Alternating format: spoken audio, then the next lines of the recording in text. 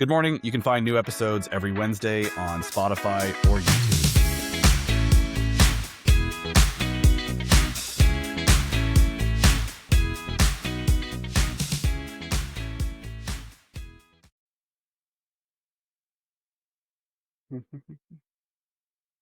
All right. Jason, welcome back. Those of you that are on the video, I guess Spotify now, we do video as well. Get to see another person here. We have the famous Marcus from Scratch on the Bag, episode 1. We got Marcus on. It's gonna be the Marcus show today. He's going to tell us what he learned from that episode, and what he has kind of taken away after, because him and I haven't played since that episode. I get a text from him every day since he loves to play golf every day. But you know, we're gonna hear a little bit from Marcus on what he took away from that and how it's impacted his game. So Marcus, how you doing, man? How you doing? Hey, I'm doing good. It's been a good morning. You were telling us before we started you were out until 1 a.m, so it's good that you're on this. I'm struggling to get on this, and I wasn't out that late. No, it's been good, and it's just to say, I mean, I don't text you that I golf every day. Let's just say I work on my craft every day. Wherever we can. Man, words matter. Yeah, words matter. I like to work on the craft every day, and I think I've sent you some stuff where it's like a meme of like, hey, when you see something on a reel that changed your golf game forever, but it's really the same thing, because you still have to work on it and nothing really changes. You still got to practice. Yeah, still got to practice, but at least I'm thinking about it. Man, it was, I will say it was a very different mindset from when we were playing to when I go alone and kind of play on my own. So I did take a couple of those. The bump and run was probably the biggest thing that I took from it. So now, if I see a shot, kind of 5 yards off the green, I'd like to have the risk mitigation, right? Have a good shot in to be able to execute on the other ones. Apart from that, is I'm still, the other big thing was picking your lines, knowing what your miss was, which the last round I did play and kind of try to pick my lines a little bit more strategically, and it did help, but some other things got in the way just because golf is golf. That was it was very enlightening just to kind of see it from that aspect, seeing how your brain's thinking and how I should work my way around the course instead of just kind of picking up the clubs once a month and trying to see what I can do. It was awesome. It was nice. Yeah, it's always fun when because like if I go play with someone better than myself that has different bags or different shots in their bag that I don't have, call it like a high flop shot and stuff like that, like I can kind of do it. I'm not as comfortable. It's always fun seeing those, and then trying to learn how to do them, and then you kind of learn, right? You learn a new shot in your bag, and then you decide to use it all the time, and you're like, I don't need to use that. Like, I don't need to do the flop here. I don't need to do this. That's my problem, is like I'll get a new shot in my bag and then I'll want to use it, and it just doesn't apply. So it's still, when you talk about the bump and run, like luckily that's pretty universal anytime you're within, but like you can't do a bump and run if you got to go over a sand trap, right? So it still has its uses, but learning a new shot's always good. You just gotta learn when to use it. And Jason and I talked about that last episode. For me, shot selection and club selection is easily what's keeping me from going to the next level, because it's just, I probably have 5 shots around that are just poor club selection or poor shot selection. Yeah, no, just kind of back up a little bit there when you talked about the memes, the different captions and practice. And we talked about this too, I think the other night, Alex, about, guys go out and practice, but a lot of them are just becoming range rats and not actually focusing on what they're supposed to be doing properly. Like there's proper practice, then there's practice. So if you're looking at to try to improve the game, you got to have that proper practice, get the feedback, get the critiques, video yourself, send it to friends, or if you have a coach, just, hey, like, what am I doing here? I feel like I'm striking well, but something's just off, ball flight or whatever it is. Um, and then it's like if you are striking it well, then it's like with some of my guys who I talk to, it's just, okay, it's you struck it well, but what was the flight pattern? It's like, oh, it was just straight right. Okay, face open, struck it well, take a little bit of positive. Or when it looks straight, but it hits the ground, but then has a different spin. Okay, so that's something else that you got to start accounting for. Is it going to hit and kick left as your natural shot or go right? Um, and then, yeah, the bump and run is so underutilized. Everybody wants to do the fancy high, fly it in, check it up on the green, and man, that takes work. That takes a lot of technique. You need speed. You need a good ball, period. You need good grooves, Mhm. period, and solid contact. And so a lot of amateurs try to do all this fancy stuff these pros do, and it's just bump and run it. Get it up on the green, let it roll out.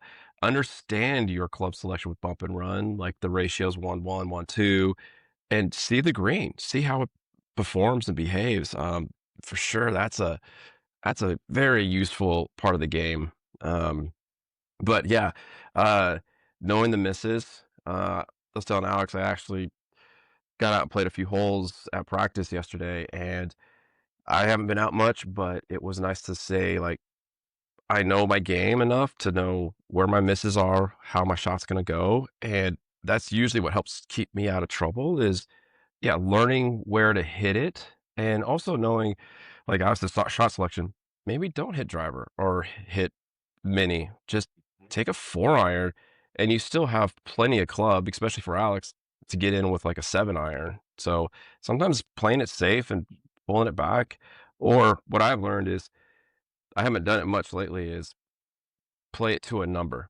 Like, I know I have Mhm. 200 out, I wanna get into that 80 range, just hit something easy, play it safe, and put it in that number so you have a solid wedge in that you can your confidence is really high on. Yeah, that's the other thing that uh, confidence is the big thing. And I I don't know who y'all think the funniest person in the world is. To me, I think it's God because I I've said if I could just keep it in play, if I don't lose a ball, I will shoot under 90. And I think it was a couple rounds ago. I used one ball. I got the confidence factor of like, all right, I'm gonna buy a sleeve of balls, and that's what I'm gonna play with. I'm not gonna see anything else. And I kept that entire sleeve, and I didn't lose a ball the entire time. I shot a 99, and it was like, okay, I guess if I keep it in play, I'm still not shooting under 90. I was like, so that was a I didn't tell you that, Alex. That was a bit of humble That's pie hilarious. there 'cause I was just in my own element, just like, oh yes, this is gonna be good. And I kept everything in play, and the round just kept getting south on me, and I kept looking at that same ball, and maybe it's like, okay, now this one's getting dirty. I'm gonna get this other one, and I didn't lose a ball, but it was all the other items that I need to fix to Yeah, be able to shoot. that's when you have to throw that ball in the lake. I got Yeah. bad Oh juju. yeah. I was so mad. Hey, but it's the greatest feeling that you finished a round and not lost the ball. It was, and I everything was in front of me, so it was all getting back to the golf part. So like from Alex's round, it was a lot of weight transfer stuff that I'm still working on. And honestly, that's probably been the biggest thing that I need to fix is the weight transfer because I'm hanging back a little bit. My the wherever I'm trying to hit the ball, I mean, it's going kind of all over the place. So that's kind of been my range sessions here lately is just trying to get my weight forward to make it feel natural because right now it's not. So it's I know it's going to take some time, but we're working on it. Well, what if we talk about Yes. the mental side of this? Because I know a few of the times you've played, it's been not necessarily the best mental. You played and had some guys that just weren't a good vibe and this and Hmm. that. So how does the round between us? Because I truly think that I play some of my best golf with you, and 90% of that, 99% of that is just because it's a good vibe. We're in a good spot mentally. We were talking about that with the IGP guys the other night of like I've found myself only playing with people that are positive lately. Like I have cut out playing with my friends that are more competitive and tear me down when we play.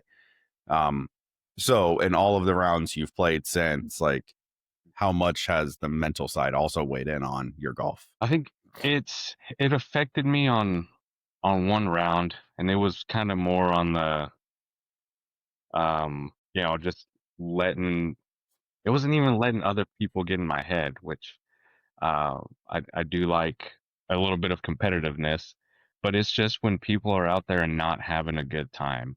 And Mhm. I think that's where, to me, it's like, well, why are you even out here? And then I start picking up on some of those habits. I kind of feed off of the energy around me. And a couple of those, it was just kind of like, man, it doesn't even look like they want to be here. I would rather be with someone that, you know, is is just happy to be out there. I don't care what you shoot, but just kind of being happy to be out there. I think that's the biggest thing for me, and that's one thing as I kind of progress in this thing. That's the mental aspect that I have to kind of learn to play my own game, um, instead of just kind of worried about the surroundings. The other factor is, I've played a couple times where, like I said, if it's good vibes all around, even though if I'm playing bad, it's still a good time out there. But I was going out there with a customer, and this was near, I think it was like hole 16 or something, near the end of the round. Wasn't playing my best. I think I was like tracking to do like 97, 98 at that point, and we both have a like an 80-degree shot in, and he's like, "Hey, $5 close to the pin from here. We have the same shot." I was like, okay. And so I think I stuck that thing like 3 feet from the cup. And so it's just kind of like one of those things where it's just kind of like, I've seen what you've done the entire round, but then it's like, all right, time to get serious, and then I can do it. So, but I mean, like I said, it was all good vibes during that entire round. And so for someone to be competitive like that, uh, and it just kind of, you know, flips a switch inside of me. I don't know, and I need to kind of hone in on that a little bit more. Yeah, that's the hard. That's honestly the hardest part. I struggle with it. I struggle with when I'm not playing with someone that that builds me up, or I'm not playing with like one of you two or some of my other friends that it's more of a vibe round. I think both of you have played with James. He's a vibe round kind of guy. When I'm not playing with those types of people, I'm in my head and just terrible. I'm a basket case. My wife listened to, was it last episode? I don't know, 17 or 18. And which one was she listening to when I was texting you on Wednesday? Or when she was texting me and I said she wants me to take anxiety medication. Like she literally texted me and was like screenshots of the Spotify like captions and was like, babe, it's called anxiety medication. It's like, okay, thanks. You brought it up when we were at IGP, so it had to have been the episode before because we haven't released 18 at that point, or did Well, we? we released 18 in the morning. I just don't know if she's caught up. It was 17 or Yeah, 18 that she was listening to, and she was like, but she did. You mentioned that just it's anxiety medicine. I was like, oh gosh. anxiety meds. She says I am the most anxious, non-medicated person out there. Um, I get it. I am a very wound up type of person, but maybe I do need anxiety medication when I'm on a golf course. It's called alcohol. Hmm. Yeah, I don't drink Slow. that much. I don't drink that much for the exact reason of why I'm slow this morning. I hate hangovers. Had like a Oh bottle and a man. half of wine last night. That was Oh terrible gosh. decisions. Terrible decisions Wine were made. wine hits me harder than the other stuff for some reason. And I'm not a big wine drinker though, but yeah, I feel it more with that one. Well, I can't drink beer, and it's like, well, I'm either being psychotic and drinking straight alcohol tonight, or straight liquor tonight, or I'm going wine. So I chose wine because I thought it would be the better decision. Old fashions. Can never go wrong with old fashioned. Oh, too much sugar. The hangover on old fashions are terrible. Simple Maybe syrup, I'm used to it. straight sugar. It's Oh funny, man. you know, you're getting old because you don't even worry about the partying aspect. It's like I just don't want to deal with me tomorrow. Yeah, I don't want to In deal the with the morning. after effects. Yeah. Yeah, we let's get into that real quick. One, I was remiss in saying happy birthday. Birthday weekend. I don't know when your actual birthday is. It could be today, it could be tomorrow. I don't freaking know. But I know it's your birthday weekend, so happy birthday weekend. Appreciate Oh, it. happy Thank you. birthday. Yeah, thank you. You know, thanks for joining us on your birthday. It's a great birthday present, actually. I Yeah. think it's a real present to get to talk It's a to treat. us. It's a treat. It's a great Yeah, time. besides getting on my favorite podcast, so I guess my next hurdle is getting on Theo Vaughn, see if he'll get me on there. So it's great. So I just working my can't help way you up with the that one. podcast ladder. Yeah, no connections. Yeah, I got no connections there. We were talking about maybe playing tomorrow afternoon, since Jason can't play 36 with me. So No, I'm actually bummed about that, but it is what it is. yeah, I'm looking forward to tomorrow's round in general. Marcus and I were talking about playing, and I was like, I don't know if I want to do 36 if it's Carpath only. Yeah. I got other things I need to be doing, like editing, that I should probably work on. But that's probably be a better decision than me being out from 7 to 7 playing golf. Yeah. That's a long day. It is, but I was actually looking forward to it, trying to play 36 holes in one day. Gosh. I've done it on a scramble type, and that was fun. Yeah. So we Well, did a scramble, and then we're like, all right, let's do another 18. That's what you and I were talking about doing, was a little 2-man scramble and trying to see. Oh, that's what I was going to say. I forgot. Because when Jason was talking about clubs, now I thought of scramble and thinking of forward tees. That's another thing that I think, and I told Marcus this when we did the Rangers, is I was trying to actually get him to bump up a tee box to try. It goes back to what Mikey said a long time ago of, play the tee box until you can get your number and then start scooting back. But I was trying to get him to play from 6,000 so we could try to get within numbers that are good on the approaches. Because for the most part, I think you were fine on your approaches from distances.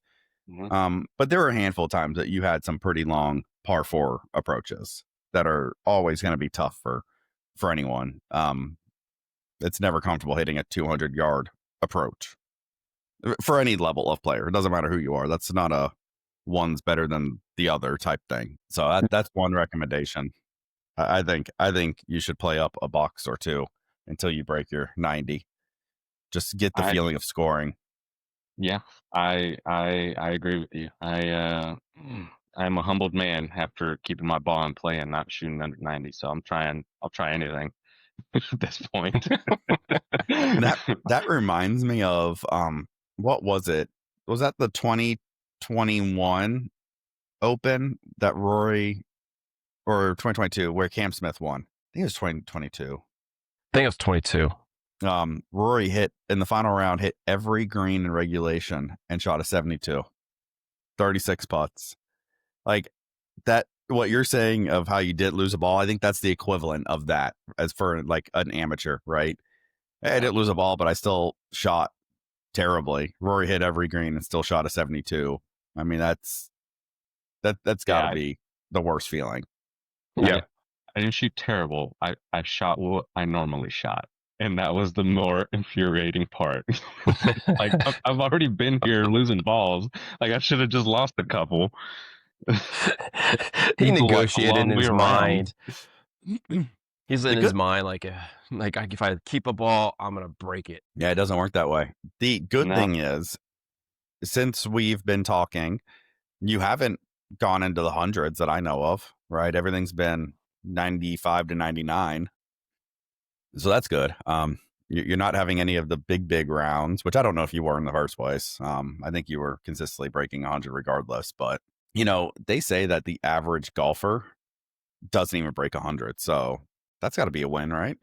I've seen a lot of done a lot of range time here lately, and I can see I don't know if it directly translates, but you can see kind of the guys like, okay, he's probably shooting under 100, and this guy's okay, he's hacking away a little bit, and just how people are practicing, kind of to your point there, Jason, is I've even I think I've sent you a message there, Alex. I was like, man, these guys are going rapid fire on this this bucket of balls, thinking that if they go through the whole thing, they're gonna get better. But Mm. they're just getting tired. I mean, I don't know. It's a kind of cardio at that point.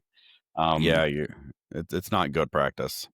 mm, No, it's not. And you go watch these guys at the range. If you're there for a whole session, you'll watch them, and I'm guilty of it too. How many of them actually go spend time on the chipping and putting? mm, Almost 80% of them don't, if not more. They just hit the range, go, leave. Few maybe hit a few putts, but I mean, that's where all the scoring is, period. And luckily, I've been fortunate to like not lose too much of my game on that side of it because I don't put as much time in as I would like. But yeah, you got to practice with a purpose. And every time I go out, it's like I I barely finish a large bucket because one, it's like time, and then two, it's like I checked off what I want to accomplish. I don't need to hit any more and exhaust myself, especially if we're on time crunches, like we've talked about in this cast. Like I only have an hour and a half. All right, let me go chip. All right, let me go putt. Those are things that people just need to start kind of embedding because, yeah, you watch guys play, they can get it out there, maybe get on the green at three, maybe four, but you still three putt and you're 4 feet away. Like that's where you really do see that score fluctuation for sure. But to kind of spiral back to something you guys mentioned about playing with other people, the confidence, most of my golfing career, I would say, I've been a solo golfer. I never really had any friends who were on the same path as me on the game. And so I was in that weird rut of feeding off the rest of the group, not knowing complete Uh-huh. strangers. And I've just learned myself to just start to compartmentalize and start just thinking of my own game. It's like, okay, they're over there, whatever, they're cursing, they're swearing. I just start to kind of make light of it and just say, okay, this is where I'm at. This is what I can control. And luckily, over the last couple of years, it's been more helpful because I've learned more about my game, about my confidence, and body, posture, weight, all the stuff. And it's like, okay, this is what I'm going to do. This is what I should do. And then every once in a while, I'll do a stupid brain fart play just because I'm just being stupid. Like the trees in Ocala that Alex and I, the tree counter. But if I was playing for a score, I would definitely play a much different style of Yeah. game. Yeah, I'm gonna say I'm the opposite because I was a member at a country club for a little bit. So for the past, really since 2019, because we were members there 2019, 2022, I think. Um, I've always had someone to play with. I have 20 guys. I actually have a group in my contacts that is golf, right? So anyone that I play golf with, I put them there. That way, if I'm like, hey, I want to go play, let me look through who I want to play with. Um, so I have a lot of people in there, but I'm gonna say 80% of it are guys I really don't care to play with because they're hotheads on the course, or they're people that are just uber competitive and want to tear you down constantly, or this or that. Um, and it's just not fun. I'd rather play with myself. I'd rather be a Jason there and just go play with myself and have a vibe around. But then, yeah, you have the counter side of that is you don't know who you're going to play with every day, right? You get put in a random, and it could be a great group. It could be terrible. Colin and I have the handful of times that Colin and I have played lately. It's like the golf gods are loving us because the twosome we get put with has been fun every time. And that doesn't always happen. That is a bonus when you get someone who is at least they don't have to be good golfers, but just good people, just someone to just have Oh, yeah. conversations with. I couldn't care less about the caliber of golf. So I was at that party last night. Um, I'm gonna actually, Jason, we're gonna have him on. He is one of the pros at Fields Ranch. Um, Oh, okay. and him and I were talking because he's uh handicap wise better than me. and probably golf wise, because I was hearing him talk about some of his rounds, but he's similar to me. He's like, dude, I could shoot an 85 one day and I can go out and toss up a 69, 70 one day. Like it just, it's just where I'm at. We don't practice enough to like, we're good. We have it in us, but we're not practicing enough to be consistent and keep that, margin of error low. Mhm. But, Marcus brought this up. He played with a friend that watched our video. And I think your friend said something along the lines of, it was kind of refreshing to see a good golfer that wasn't a D-bag. Paraphrasing, but that was kind of the sentiment.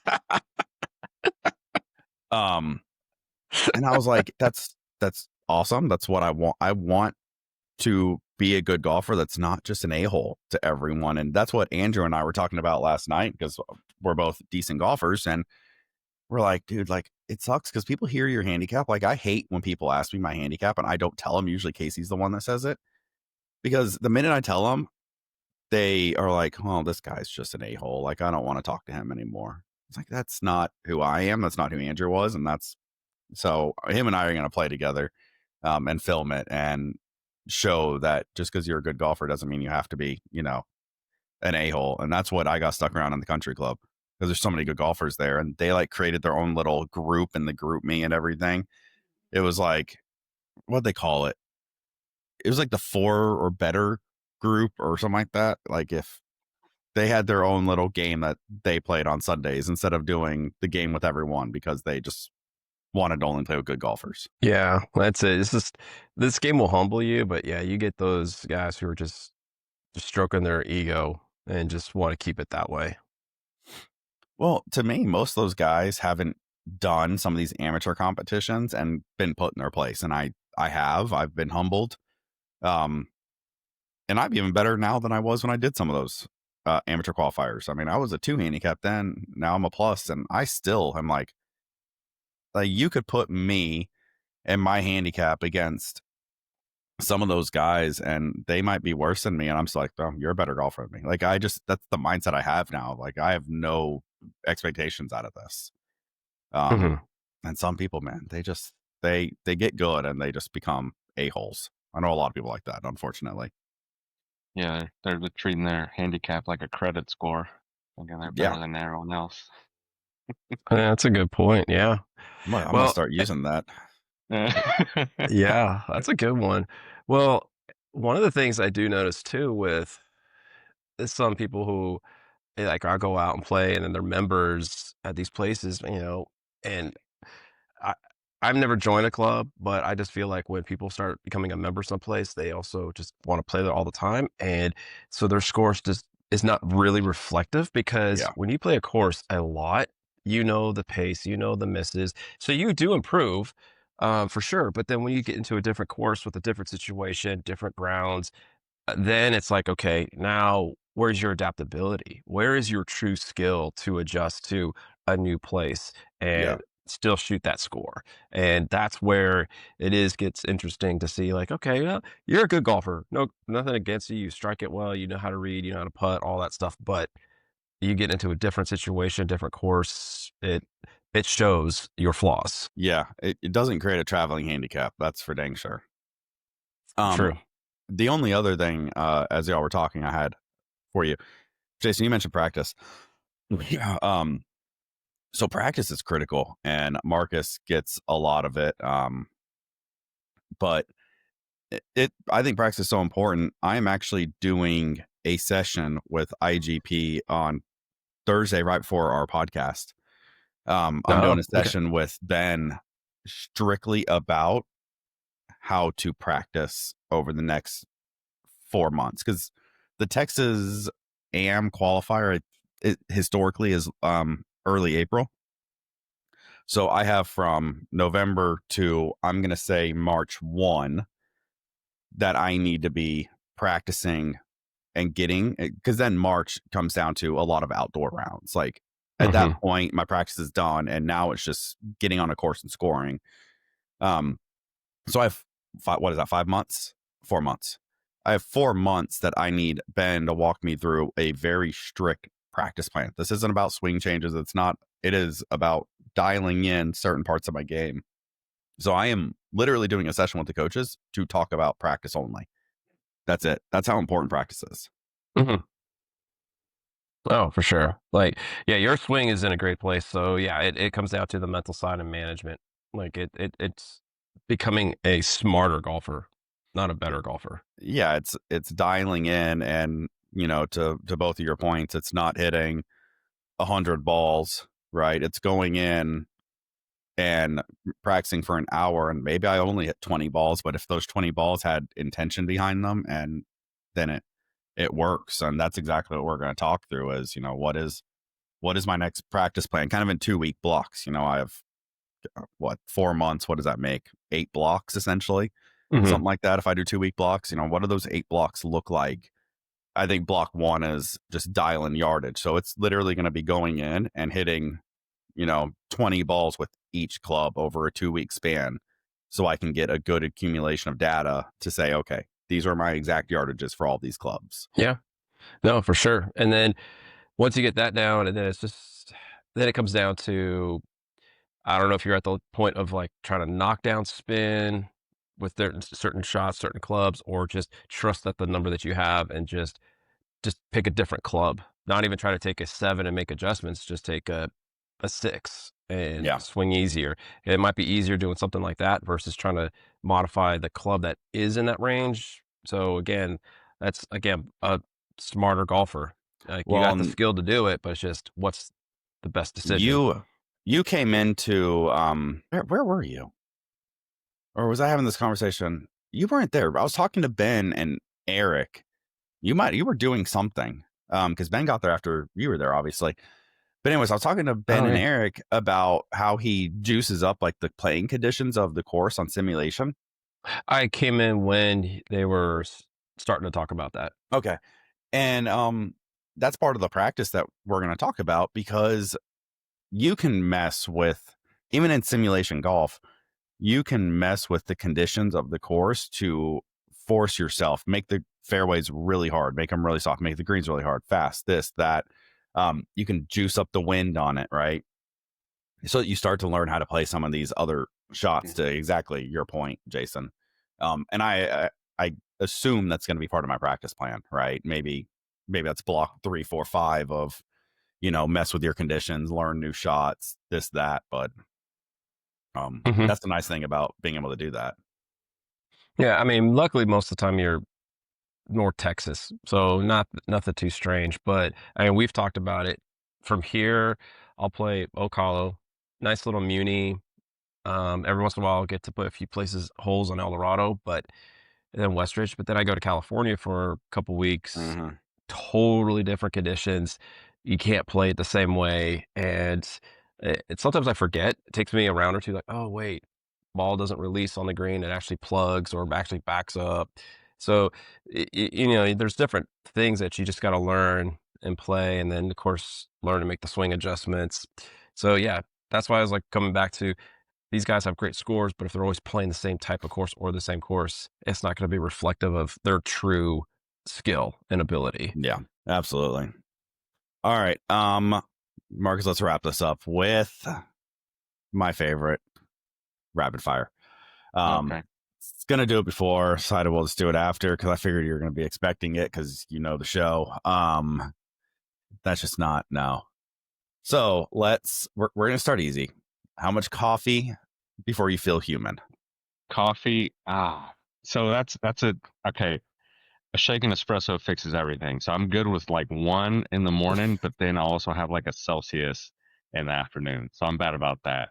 So I'll say one, but technically there's a lot more caffeine in there throughout the day. All right. Favorite toy to step on barefoot? Favorite toy to step on barefoot. Oh, that's a good probably those little poppet things that my daughter has. I don't know why, the ones that you you pop Oh the little yeah, thing those in little and out. fidget Yeah, yeah. toys, It's a poppers. Yeah. little tickly. Yeah, that one's not bad. Obviously Lego is not even in the top 5 of toys. Um, It's gotta be the worst thing to ever step yeah. on barefoot. Gosh, So I don't like it's worse walking than in my stubbing son's your room. toe. So I'm thinking, daughter's room, she probably has like a stuffy or a doll that's probably, 2 or 3.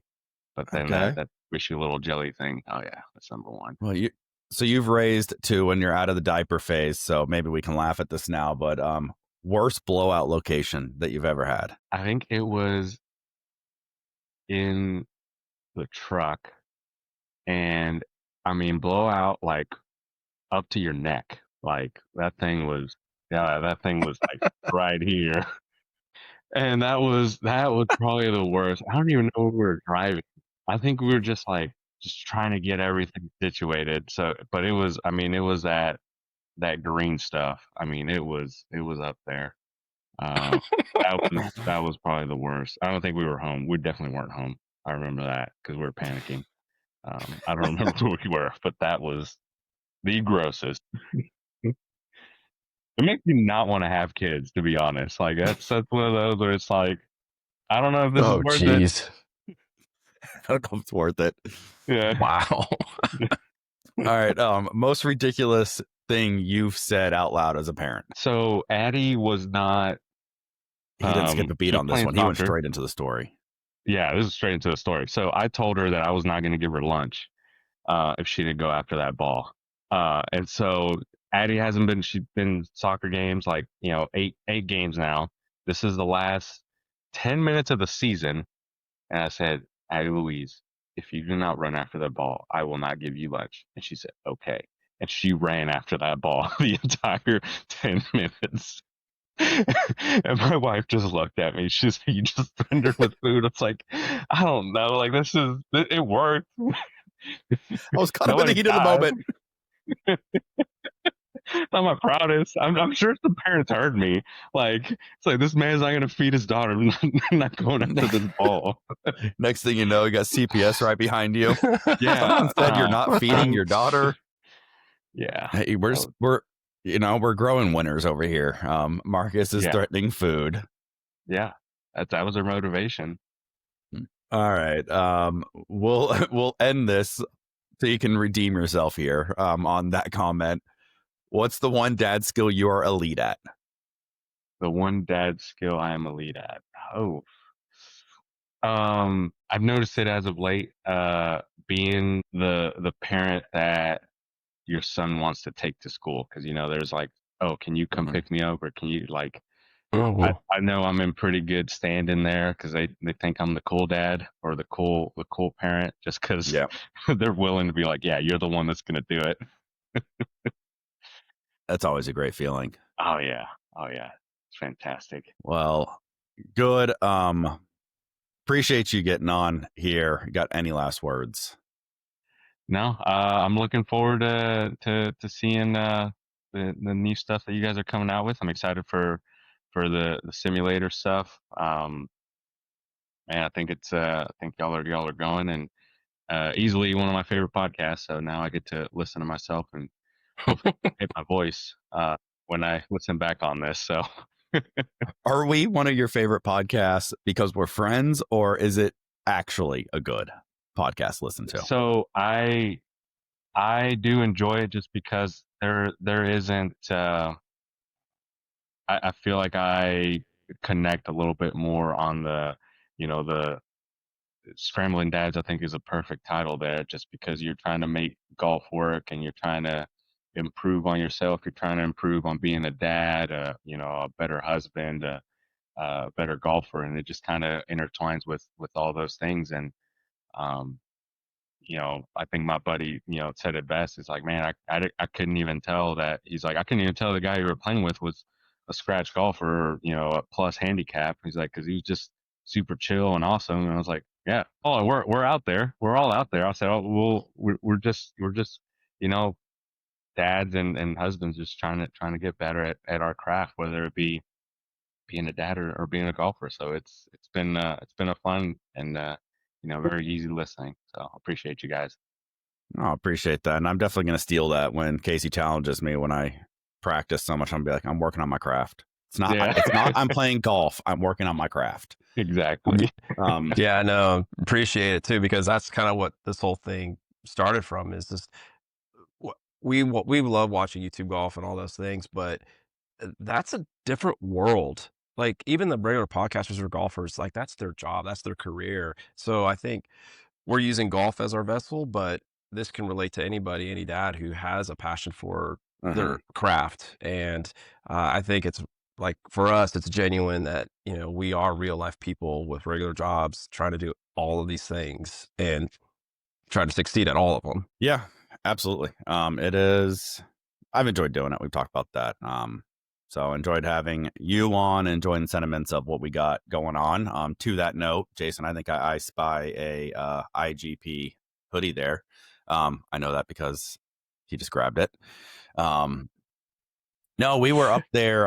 We intentionally kept this episode pretty short. We were just gonna have Marcus on and talk. I probably should have said this in the front end.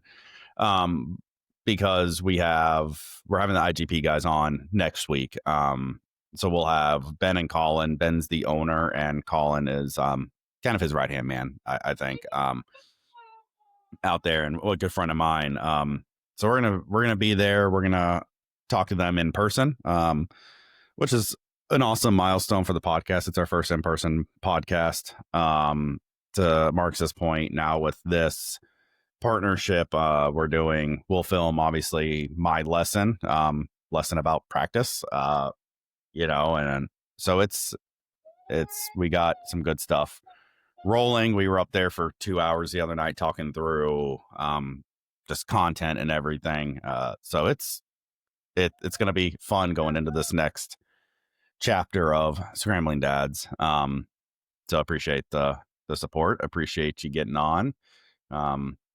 Jason, you got any last questions for Marcus here? No questions, but just to kind of back up our IGP partnership, and like I said, we did a dummy run, and um, it was kind of funny. It's like I know my game's messed up, my setup was set up, and I got shotgunned with like 4 different things to fix. And Oh, that was believe it fun. or not, I mean, it's true, it works. But again, it comes back to so going to Marcus's like whole point about making your practice efficient, make it effective. Like so, even the last day and a half, I've implemented. Colin said do 2 things, but I'm plugging in all 4 things. I mean, I'm fortunate I'm able to at least make those adjustments, but still working on it. But yeah, just that point, just yeah, make your practices efficient and effective. Like focus just on the weight transfer. There's little drills that you could do to help get you on that front side. And then once you got that down, just take to the next step. So yeah, keep it going. Can't wait to see episode 2. I need you to continue to build up the IGP guys, because I told Marcus 2 months ago to go there, and I get it. It's a far drive because Marcus doesn't live on this side of the Metroplex. Mhm. But What if I could? What if I in a 15-minute little dummy session that we're just testing video and audio, make sure we have camera placement good for the content, Colin changed Jason's swing. It was fun to watch. So I still think that if you can make it work with your work schedule, go to IGP, man, because they're freaking geniuses there. It's Yeah. crazy how they are just in a different level when it comes to coaching. And you think all pros are the same, and they're not. These guys are so much better. And I'm not saying that because I'm partner with them. I've been their friends for 5 years, 4 years, whatever it is. Yeah, and I've gone through 4 different coaches over the years, and they're all good. They all have their own little elements that they brought and shared. But he was the first guy to just point out just my posture and the setup, and that's where it begins. And the biggest thing is just the one thought is to eliminate my Kardashian booty. So that really helps. I have that too. Yeah, both of you have that. You both got to stop that little curve. So it's funny. He I'm just said trying that to to show me. it off. I work hard for this curvature. If And you it got it, throw doesn't that work. back. Yeah. We were playing it around one time, and Colin said that to me. He goes, a little less Kim, man, a little less Kim here. Like, all right, I got you. Dude, I saw that video when that came out. I was like, why is my butt like just out there? Like, Sitting out there like yeah, it's just Dude. like I will say, playing on camera. We said we are going to wrap this up and we're continuing. I will say, playing on camera is probably the most vulnerable you get from a golf Oh my perspective, gosh. because like you watch your swing back and you're like, Yeah. oh God, that is a terrible swing. Like, Dude, I would have no issues if I swung like Ludwig Goldberg. Like that's awesome, but I don't. No. So I saw it, and so some of those changes, I mean, immediately, like, because you can see it, not, my booty not sticking so much out, kind of being a little bit more over the ball, weight transfer. The other thing I saw was my club head when I'm taking it back. I didn't even notice this until I kept, filming myself, but that club head was coming back behind my hands instead of Mm-hmm. being out in front. And so it's like, oh, well, that's one more thing. Or club head out in front of my hands, or it was back behind me. I was like, well, that's another thing. And at the same time, I was noticing my shoulder. I'm noticing why I can't tell the club is because when I'm already back here, my shoulder is already back here. So I Yeah. can't go any further. So that's that's my second side quest, is trying to get into a better position so I can be able to turn the shoulder down and shallow it out a little bit more. So I got some drills for you. Well, yeah, I told you I was going to send you some anyways, and I need to yeah. just film them and send them.